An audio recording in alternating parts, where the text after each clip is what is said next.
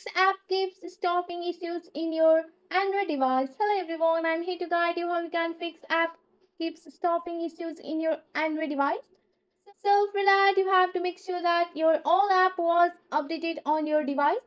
If not, then you have to go to your Play Store and go and update of your app that you are facing the issue with. So let's take an example for Facebook here. Go and search for the Facebook on your device.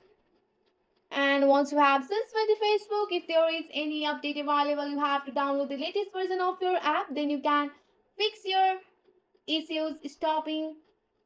Then you can fix your app keeps stopping issues in your Android device. If this also doesn't fix your issue, then you have to go for your device setting and scroll down, go for your app and app management here. Once you have here, you have to select the app that you are facing issue with. So go for the one of the app, and then you have to go for the clear all the data and cache from your app. Then you can fix your app keep stopping issues in your Android device. Again, go for the another app, go for the clear data and clear all the data.